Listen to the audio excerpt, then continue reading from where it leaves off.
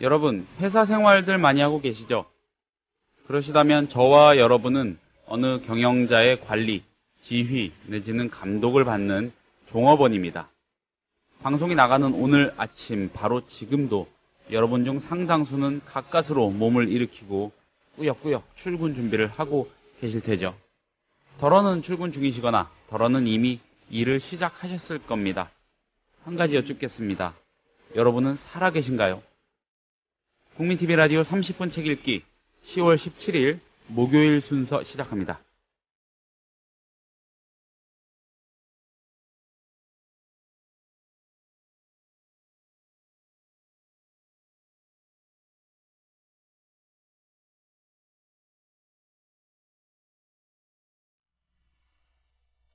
안녕하세요. 30분 책 읽기를 진행하는 김효진 PD입니다. 기업과 경영의 대전제는요, 종업입니다. 사람의 종업이죠. 따라서 기업은 또는 경영자는 대개 종업원이라는 기반 위에서 돈을 벌죠. 종업원들이 사람이기보다는 자원이었던 긴 세월을 우리는 통과했고 그 희생으로 수많은 기업이 지금의 자리에 올라섰습니다. 자원에 불과한 종업원들은 진정한 의미에서 영혼을 상실한 경우가 아마 적지 않을 겁니다. 사람은 자원이 아니다. 경영자의 역할은 구성원들의 삶의 생명을 불어넣는 것이다. 이렇게 역설하는 책이 한 권 나왔습니다. 아주 깊은 철학적, 심리학적 고민도 담겨 있고요. 경영학 박사이자 전직 교수이기도 한 미디어협동조합 경영담당 최동석 상임이사가 쓴 인간의 이름으로 다시 쓰는 경영학이 바로 그 책입니다. 최동석 이사를 모시고요. 잠시 뒤부터 얘기 나눠보겠습니다.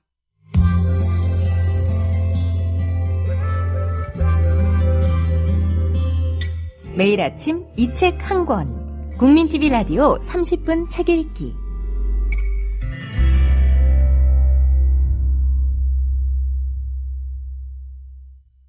이사님 안녕하세요. 안녕하세요. 예, 좋은 책 내시고 선물로 저한테 주시기까지 해가지고 축하드리고 감사합니다. 감사합니다. 예. 이렇게 소개까지 해준다고 해서 예. 정말 쑥스럽기 짝이 없습니다. 제가 사실 섭외에 좀 애를 먹었다는 말씀을 청취자들께 먼저 드리고 싶습니다. 워낙 사양을 하셔가지고요.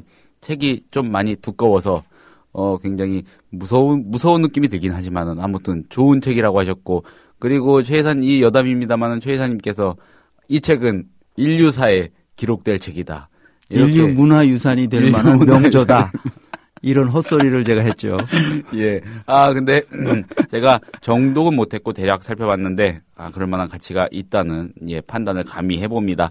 자, 시간이 길지 않으니까요, 이사님. 네. 책에 대한 얘기로 들어가겠습니다. 일단 인간의 이름으로 다시 쓰는 경영학, 어떤 책인지, 어떤 계기로 무슨 얘기를 하시려고 집필하신 책인지를 간단히 소개 좀 해주십시오. 네, 우리나라에서 쓰이고 있는 경영학 이론의 대부분은 미국식 경영학을 기초로 하고 있거든요. 네. 그래서 대부분 미국에서 공부했거나 국내에서 공부했더라도 다 미국식 경영학을 그대로 받아들인 이론을 가지고 논문을 써서 박사학위를 받고 그렇게 네. 해서 다시 학생들을 가르치고 지금 우리나라 현상이 그렇습니다. 네. 그런데 미국식 경영학이라는 것은 잘 알다시피 인간을 자원으로 보는 경영학이거든요. 네. 그 인간을 휴먼 리소스로 보는 겁니다. 사람을 리소스로 본단 말이죠. 그래서 그 리소스를 어떻게 잘 활용해서 더 많은 이윤을 내게 할 것인가를 추구하는 학문이 미국식 경영학이죠. 제가 보기에는 이런 경영학 이론 때문에 물질적 경제 생활은 조금 나아진 것 같이 보이지만 사실은 우리의 삶 전체가 매우 피곤해졌고 네. 양극화가 심해져서 돈 때문에 여러 문제가 생깁니다. 예를 들어서 남양유업 사태, 아모레 퍼시픽 같은 사례가 우리에게 무엇을 말해주느냐. 인간에 대한 예의가 돈 때문에 완전히 사라진 매우 불쾌한 사회가 돼버렸단 말이에요. 그래서 경영학자의 한 사람으로서 이렇게 된 원인을 근본적으로 다시 한번 살펴보아야 할 필요가 생겼습니다. 네. 그래서 과감하게 인간의 이름으로 다시 쓰는 경영학이라는 제목의 책을 쓰게 됐죠. 이런 내용을 가지고 사실 제가 서강대학교 MBA 과정에서 2006년부터 가르쳐 왔거든요. 네. 그래서 그 내용의 일부를 일반인에게도 공개한 것이라고 볼 수 있겠습니다. 준비 과정이 굉장히 길었던 셈이군요. 그렇습니다. 수년에 걸친. 네. 예. 이 책의 후반부 종장에 나오는 얘기를 단초로 다음 이야기를 진행해 보면 어떨까 합니다. 자, 말씀하신 대로 대학에서 강의하실 때요. 경영자가 해야 할 일로 구성원들의 삶에 생명을 불어넣는 일을 꼽으셨더니요. 어느 학생이 생명을 불어넣는다는 말은 구성원들이 죽어 있다는 말인가요? 이렇게 물었다는 일화가 나옵니다. 이 대목이 논의의 출발이 될 수도 있을 것 같거든요. 죽어 있는 구성원들이라는 거 무슨 뜻입니까? 네, 제 수업에 들어오는 수강생들은 대개 일정 기간 직장 생활 경험이 있는 사람들이잖아요. MBA 과정이다 보니까요. 아무래도. 그렇죠. 예. 그래서 물론 이제 학부를 졸업하고 곧바로 대학원에 오는 학생들도 있긴 해요. 네. 그렇지만 그런 학생들은 소수고요. 그래서 대부분 저의 수업을 들은 학생들은 인간을 자원으로 보는 말하자면 조직 구성원들을 충전된 배터리처럼 잘 써먹은 후에 다 방전되고 나면 내다버리는, 그래서 다른 새로운 배터리를 사다가 갈아 끼우는 식의 경영 관행을 배웠던 학생들이란 말이에요. 몸으로 체험한 거죠. 네. 그래서 이런 미국식 경영학을 몸에 익혔던 학생들에게 제가 충격을 주기 위한 일종의 교육 심리학적인 방법론을 쓰고 있는 건데요. 학생들에게 아주 신선한 충격을 주는 겁니다. 네. 그래서 너희들은 죽었다. 인간이 신진대사를 하고 있다고 해서 살아있는 것이 아니다. 네. 이곳에 와서 강의를 듣는다고 해서 생명이 있는 것이 아니다. 너희들은 죽었다. 이렇게 선언하는 것이죠. 네. 아니, 이렇게 되면 이제 나는 지금 멀쩡히 살아있는데 왜 나를 죽었다고 그러는 거야? 네. 이런 반발심이 생길 수 있죠. 충격과 반발심을 일으키게 되면 내가 한 학기 동안 가르치고 싶었던 핵심 내용들을 그 사람들의 마음속에 깊이 각인시킬 수 있는 장점이 있습니다. 이 반발심이라는 게 오히려 집중력을 이끌어낼 수 있는 요소. 도대체 왜 저 사람이 저렇게 심한 이야기를 우리에게 쏟아붓는가 이렇게 생각하게 되기 때문이죠. 그래서 인간이 다른 짐승과 다른 것은 마음의 시면에 영혼이 있기 때문이죠. 네. 그래서 경영학에서 영혼이라는 말을 하면 화들짝 놀래요. 이런 현상 자체가 잘못된 것입니다. 인문학에서는 끊임없이 인간의 영혼에 대해서 말하고 있잖아요. 네. 그런데 외려 인간을 총체적으로 다루어야 하는 경영학에서는 인간의 영혼이니 사랑이니 행복이니 신뢰니 이런 용어들은 절대로 사용하지 않고 있잖아요. 그죠? 매출액 따지고 이익률 따지고 이런단 말이에요. 네. 그래서 우리의 일상생활에서 겪는 보편적인 경험인 영혼과 사랑과 행복과 신뢰 같은 말은 사용되지 않는단 말이죠. 그래서 미국식 주류 경영학은 인간의 생물학적인 본능만을 다루는 반쪽짜리 학문이라고 할 수 있습니다. 인간에게 영혼이 없다는 말은 곧 동물적 본능에 따라 인생을 살아간다는 뜻이죠. 그렇죠. 인간으로서의 죽음의 상태에 들어가는 것이라고 말할 수 있습니다. 그러니까 영혼이 없는 인간, 자신의 이기적인 욕망을 따라 사는 인간은 미국식 주류 경영학을 쫓아서 살아가는 사람이라고 말할 수 있습니다. 네. 영혼 얘기 나와서 그렇습니다만은 이 예일대학교 철학과의 쉘리 케건 교수는 죽음이라는 강의에서 인간에게 불멸하는, 말하자면 사후에도 존속하는 영혼이라는 것은 존재하지 않는다고 주장하는데 최 이사님은 그런 내용 어떻게 생각하십니까? 네, 이거 참 좋은 질문이네요. 네. 경영학에서 쓰는 영혼이라는 말의 의미는 그 사후에도 불멸하는 종교적 의미의 영혼이 아니라 그 임마누엘 칸트가 말하는 옳고 그름을 분별하는 능력, 선과 악을 분별하는 능력, 그다음에 아름다움과 추함을 분별할 수 있는 인간 본연의 내적 속성을 말하는 것이거든요. 그래서 다시 쓰는 경영학에서 말하는 영혼이라는 뜻은 케이건 교수가 말하는 그런 불멸의 개념이 아니라 생내적으로 느끼는 인간 본연의 선한 분별력을 말하는 것입니다. 자신의 이익을 도모하는 것이 아니라 타인의 이익도 함께 배려하는 협력의 정신을 가진 개념이 바로 영혼이라는 것이죠. 예, 잘 알겠습니다. 자, 예외가 있긴 합니다만은요. 대다수의 기업은 이윤을 목적으로 만들어지고 운영이 됩니다. 이건 부정할 수 없는 사실이고, 그렇죠. 부정해서도 안 되는 거겠죠. 이 책에서 주장하신 내용, 기업의 궁극적인 가치 지향, 즉 이윤이라는 것과 배치될 수밖에 없는 거 아닌가요? 아하, 이제 문제네요. 네. 이윤 추구가 기업의 궁극적 목적이라고 왜곡하는 것이 바로 미국 경영학의 특징입니다. 저도 그럼 거기 물들어 있는 거네요. 그렇죠. 우리나라 사람들 거의 99.9%가 거기에 물들어 있다 이렇게 볼 수 있습니다. 그 기업의 궁극적 목적은 이윤 추구가 결코 아닙니다. 인간의 삶의 풍요로움을 도모하는 것이 궁극적 목적입니다. 주주 자본주의는 궁극적으로는 이익이 조직 구성원이 아니라 한 줌도 안 되는 주주들에게 다 돌아가는 시스템이죠. 네. 그래서 주식회사가 발달한 나라에서는 양극화가 심해지는 것이 당연하죠. 그래서 21세기에는 더 이상 미국식 주주 자본주의가 작동해서는 곤란하다는 것이 이래 학자들의 일반적인 이제 합의된 이론입니다. 그래서 네. 자본주의 4.0도 나오고 어쩌고 했죠. 그래서 이제는 그 수명을 주주 자본주의가 다 했다고 볼 수 있습니다. 그래서 주주 자본주의가 아니라 이해관계자 자본주의를 넘어서는 인간 중심의 자본주의를 추구해야 될 때가 됐다. 이렇게 볼 수 있습니다. 주식회사가 발달한 나라, 뭐 대표적으로 미국일 텐데, 미국이죠. 책에서 미국에 대해서도, 여러 번 언급을 하신 걸로 알고 있는데, 뭐 심지어 병원에 갈 돈 없어가지고 자기 팔 자기가 꿰매는 그렇죠. 그런 장면 영화에서도 네. 본 적이 있고요. 네. 대표적인 사례라고 할 수 있을 것 같습니다. 자, 이 구성원을 존중한다는 것, 이 명제를, 이 가치를 굉장히 강조를 하셨어요. 책에서. 네. 구성원을 존중하는 것, 네. 이게 뭐냐.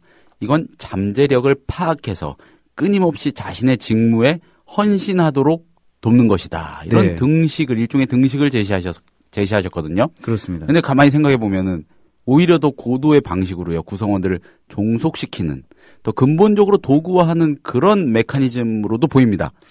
그렇게 보리라고는 꿈에도 생각을 못 했는데 우리 김효진 PD가 아주 날카로운 질문을 해 주셨네요. 네, 좋은 질문이네요. 경영학은 생산성을 높이는 학문입니다. 기본적으로는. 네. 김효진 PD가 일할 때, 그래서 제가 하나 물어볼게요. 네. 어떤 경우에 생산성이 높을까 생각해 보세요. 네. 1번, 자율적으로 일을 선택해서 할 때. 네. 2번, 타인이 시켜서 일을 할 때. 당연히 1번입니다. 예. 너무나 뻔한 답이죠. 예. 너무나 상식적인 겁니다. 네. 자율적이라는 느낌을 가질 때, 스스로 성장하고 있다는 느낌이 있을 때, 뭔가 의미 있는 것들을 내가 성취해 가고 있다고 느낄 때 생산성이 높아지거든요. 예, 예. 그런데 우리나라 기업 현실은 어떤가요? 목표를 위에서 아래로 찍어 내려줍니다. 네. 그리고 그 목표를 달성하도록 쥐어짜는 것이죠. 인간을 영혼이 있는 생명체로 보지 않고 닥달하면 더 많은 산출물을 만들어낼 것이라는 잘못된 믿음을 우리 사회가 가지고 있습니다. 그래서 생산성이 높아질 수는 없습니다. 그래서 우리나라 노동 생산성이 형편없이 낮은 것으로 나타나는 것이죠. 네. 노동 시간은 엄청 많은데 지금 OECD 국가 중에서 최대로 많이 하는 나라가 바로 우리나라입니다. 네. 2,000시간을 넘게 하죠. 2,200시간에서 2,400시간 정도 하니까요. 이거 뭐 엄청난 양의 지금 일을 하고 있습니다. 유럽 국가들 대부분 독일이나 스위스나 오스트리아 또는 덴마크, 네덜란드 이런 나라들은 약 1,400시간, 1,300시간 이렇게 일하니까 뭐 엄청 우리가 많이 일을 하는데 네. 사실은 별로 나오는 산출물은 없다는 얘기죠. 노동 생산성이 예. 낮은 거죠. 노동 생산성이 그 수치화된 그 측정의 결과로도 분명히 현격하게 낮은 걸로 낮으죠. 그 인식이 다 일반화가 돼 있는 겁니까? 그건? 일반화가 돼 있는 게 통계가요, OECD 통계가 나왔고 UN 통계도 다 나왔고요. 그러니까 뭐 우리 생산성이 낮을 수밖에 없는 거죠. 일은 엄청나게 많이 하는데 생산성은 낮죠. 예, 잘 알겠습니다. 그래서 근본적으로 우리가 예. 다시 생각해야 된다. 경영에 관한 패러다임을 근본적으로 바꿔야 된다. 이렇게 생각하는 거죠. 제 질문에서 제가 질문을 드리면서 간과했던 게 있는 것 같아요. 어차피 일을 안 할 게 아니라면 이 전제를 빼놓고 질문 드린 것 같은데 네. 그렇다면은 예 그거를 감안하고 생각을 하니까 납득이 또 되기도 합니다만 제가 네. 더 궁금한 건 나중에 개인적으로 여쭙겠습니다. 예, 네, 무섭습니다. 갑자기 우리 김효진 PD는 질문이 예. 항상 날카로워가지고 겁납니다. 과찬이십니다. 네. 이 책의 주제 의식을 잘 구현한 그런 모델로 삼을 만한 기업이 눈에 보이는 실제로 이렇게 했더니 이렇게 좋아진 곳이 있다 이런 게 필요할 텐데 그런 기업이 있습니까? 네, 이게 좋은 질문이네요. 이 책에서 이제 그런 사례를 이제 몇 가지 전부 다는 언급 안 했고요. 네. 몇 가지 언급해 두었습니다. 몇몇 사례를 언급했습니다만 그런 기업 사례들의 공통된 특징은 네. 조직 구조를 수평화하고 있다는 점입니다. 구성원들이 평등한 수평 구조 속에서 일하도록 만들어 놓았습니다. 그래서 그런 기업들은 위계 질서나 네. 계급적 구조를 탈피해서 각자 자신의 재능을 맡은 직무에서 마음껏 발현할 수 있도록 시스템을 만들어 두었다는 특징을 가지고 있습니다. 조직의 정점에 1인이 모든 권력을 쥐고 행사하는 피라미드식 수직 구조의 폐해를 우리나라 사람들이 잘 이해하지 못하고 있습니다. 조직이라면 당연히 피라미드 구조라야 되는 줄 알고 있습니다. 그래서 이것은 우리 정부 구조도 마찬가지인데요. 대통령이 최정점에 모든 권력을 쥐고 나라를 좌지우지하는 구조로 조직이 설계되어 있잖아요. 네. 이제 물론 이것은 이승만의 개인적 권력욕을 충족하기 위해서 이런 피라미드식 정부 조직을 네. 대통령 초대 대통령으로서 처음에 이렇게 만들어 버렸어요. 네. 그래서 그 관행이 지금까지 계속되고 있는데 이것은 이 관행을 근본적으로 다시 의심해 보는 사람은 거의 없습니다. 대통령은 우리 행정부의 최정점으로 앉아서 모든 권력을 차지해야 된다고 생각하는 거죠. 그런데 유럽의 민주국가에서는 수상이나 대통령이 그렇게 권력을 독점하는 경우는 없습니다. 다 수평한 구조에서 합의하고 협의해 가서 의사결정을 하는 구조로 되어 있죠. 그러니까 네. 수평 구조죠. 그래서 이런 피라미드 구조에서는 누가 대통령이 되더라도 정도의 차이가 있을 뿐 대동소이하다는 것이죠. 이순신 장군이 대통령이 되더라도 정도의 차이만 있을 뿐 다 거기서 거기일 겁니다. 그래서 이건 구조적인 문제다 이렇게 말씀드릴 수 있고요. 그러니까 모든 권력이 한 사람에게 쏠려 있기 때문에 이제 그런 현상이 나타나죠. 그래서 이번에 제 책에서 누누이 강조한 것이 조직에서 계급을 없애라는 것이죠. 네. 계급을 없애는 대신에 역할의 크기를 명확하게 정해줌으로써 그 역할의 크기가 같은 사람들이 모여서 함께 논의하고 함께 협의하고 토론해서 가장 합리적인 대안들을 발굴해내고 그것으로 결정해 나가는 조직 문화를 만들어가는 것이 중요하다는 겁니다. 그것이 바로 역할의 크기가 같은 사람들이 모여서 함께 논의하는 과정에서 집단 지성이 발생하는 것이거든요. 그러니까 피라미드 구조 속에서는 집단 지성이라는 것이 나올 수가 없어요. 권력의 정점에 있는 또는 중간 관리자 단위 조직의 장에게 조직 구성원들이 잘 보이지 않은 잘 충성심을 발휘해서 잘 보이지 않는 한 자기의 그 조직 생활의 생명이 위태롭게 되기 때문에 말을 항상 조심하고요. 할 말과 안 할 말을 가려서 한단 말이에요. 이건 집단 지성이 나올 수가 없거든요. 그래서 제가 끊임없이 얘기하자면 평등한 수평 구조 속에서만 높은 생산성을 발현할 수 있게 된다는 거죠. 한 가지 궁금한 거는 책임성의 문제 같아요. 네. 예, 이 계급을 형식적으로는 실질적으로는 계급을 없애고요. 네. 그 역할의 크기에 따른 분담만 있고, 그렇죠. 모두가 동등한 그 일종의 계급이라는 네. 표현이 맞을지 모르겠지만 아무튼 그런 상황에 있다. 동등한 수평 구조 속에 있다. 네. 그 책임성의 소재가 좀 불분명해질 것도 같은데, 예. 예, 이제 많은 사람들이 이렇게 말하자면 프리라이더, 예. 무임승차하는 사람들이 있을 수 있다는 걸 걱정합니다. 그런데 그런 역할을 충실히 이해하고 나면 예. 다른 사람이 자기 역할을 못하는 사람들에게 협력적으로 도와줄 수도 있습니다. 그런데도 불구하고 계속 무임승차를 하려는 행태가 나타나는 경우 소위 말하는 그걸 뭐라고 그러나요? 영어로 하면 peer review라는 게 있어요. 동료들이 그 사람에 대해서 평가를 하는 겁니다. 네네. 그래서 스스로 그 조직에서 함께 일하지 못하게 되는 경우가 있을 수 있어서 그런 경우에는 그분은 이제 다른 자기가 진짜 잘할 수 있는 재능을 발현할 수 있는 다른 잡으로 옮길 수 있게 되는 거죠.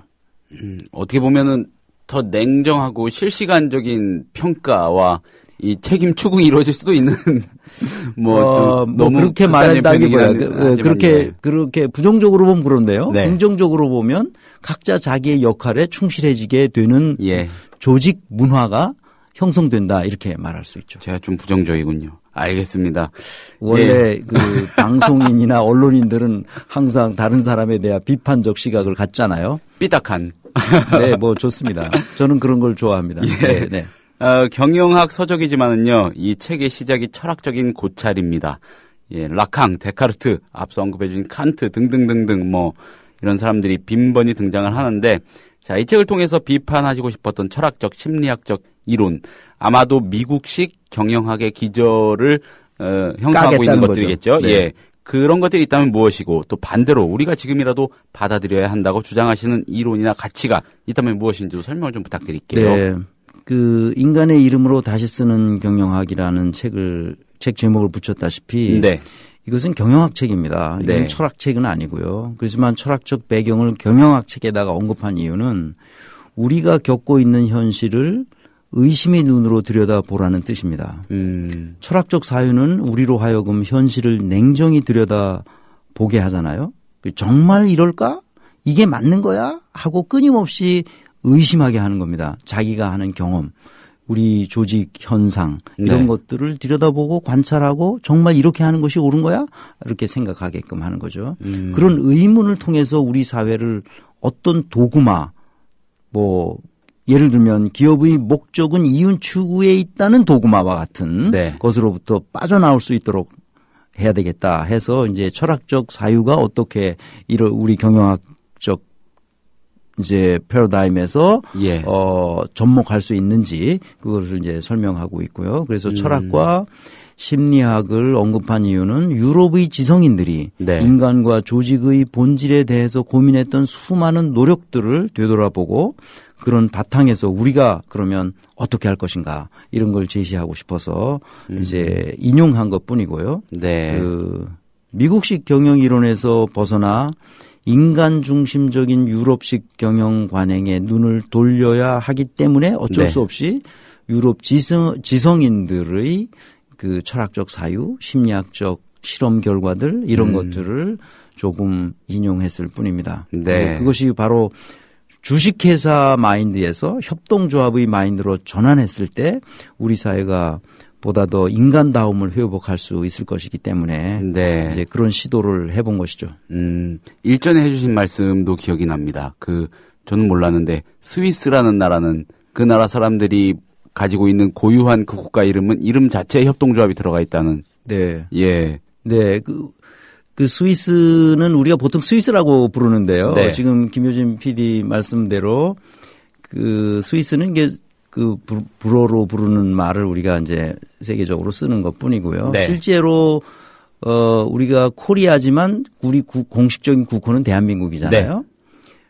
그 스위스는 공식적인 국호가 슈바이처리시아 아이트 게노센샤프트라는 말인데요. 네. 그게 무슨 뜻이냐 하면 게노센샤프트라는 게 협동조합이라는 뜻이거든요. 독일어로 게노센샤프트라는 게 협동조합이죠. 그런데 아이트라는 게 이렇게 그 선언하고 맹세하고 서로 약속한 언약 이런 예. 것들을 말하는 거거든요. 그 협동조합의 강력한 말하자면 약속 네. 뭉쳐진 국가라는 뜻이요. 슈바이처리시 아이트게노센샤프트라는 게 그런 뜻입니다. 그러니까 슈바이츠 지역에 있는 협동조합이라는 나라죠. 네. 그게 스위스의 공식 국호입니다. 그러니까 800만 인구가 네. 모두 다 협동조합의 조합원이라고 말할 수 있죠. 그러니까 스위스는 협동조합식으로 국가가 운영되고요. 칸톤이라는 26개 칸톤도 역시 협동조합식으로 주가 운영된다 이렇게 말씀드릴 수 있습니다. 네. 제가 갑자기 스위스 얘기를 여쭌 것은 이사님의 이런 오랜 그 연구나 이 저술 활동의 그 도착점이 아직까지는 협동조합 아닙니까? 이제 앞으로 그렇게 하고 싶은 거죠. 예. 그래서 협동조합 얘기를 결국에는 오늘 그 인터뷰에서도 꺼내 주셨는데 네. 아직도 많은 사람들한테는 뜬구름 같은 개념일 겁니다. 그런데 심지어 어떤 나라는 그 나라 한 덩어리 자체가 협동조합이다라는 그렇죠. 말씀을 한번 드려보면은 좋을 것 같아서 네. 굳이 여쭙습니다. 국가 자체가 협동조합식으로 운영되니까요. 네. 근데 협동조합 책에 관한 국내에 이렇게 나온 책들을 대부분 다 섭렵해서 봤는데요. 네. 다 이제 스페인의 몬드라곤이라든지 또는 이제 여기 그 이탈리아 볼로냐시라든지 이런 거에 대한 언급은 되게 많이 하는데 스위스 국가에 대한 언급은 없습니다. 나라 전체가 협동조합이라는 사실은 잘 모르시는 것 같더라고요. 그래서 우리가 예. 그 모델로 그 협력을 통해서 경쟁력을 확보하는 방식을 우리가 배워야 하지 않을까 그렇게 생각하고 있습니다. 스위스 연구하셔가지고 한 권 책 더 쓰신 다음에 30분 책 읽기 한번 또 나오시죠. 그래야 될 것 같습니다. 김효진 PD가 하도 저를 귀찮게 해가지고 이거 어쩔 수 없이 끌려 나왔는데. 아유, 자 마지막으로 네. 이 네. 책을 읽으실 독자들에게 당부하실 말씀 있으시면 한마디 부탁드립니다. 아, 네, 그럴까요? 네, 조직의 경쟁력은 경쟁을 통해서 얻을 수 없습니다. 경쟁력은 협력을 통해서만 생깁니다. 네. 그래서 유럽의 여러 복지 국가들이 협동조합의 모델을 통해서 경쟁력을 확보했듯이 우리나라도 21세기에는 협동조합의 운영 모델을 기업 경영의 전형으로 받아들여질 수 있게 되기를 간절히 바라고 있습니다. 네. 물론 이 책에서는 협동조합이라는 말은 단 한마디도 나오지 않지만 그 기초적인 사상은 협동을 통해서만 조직의 생산성이 높아진다는 점을 강조하고 있습니다. 알겠습니다. 이사님 길지 않은 시간이었는데 아주 압축적으로 재밌게 얘기해 주셔서 감사합니다. 감사합니다.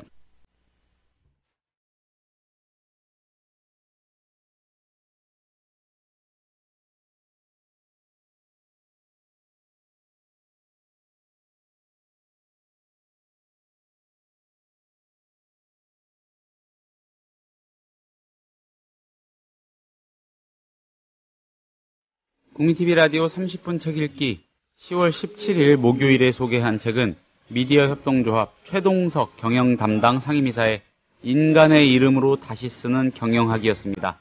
21세기 북스에서 나온 책입니다. 그래프와 숫자로 점철된 그런 경영학 책은 아닙니다. 저는 내일 다시 인사드리겠습니다. 청취해 주셔서 감사합니다.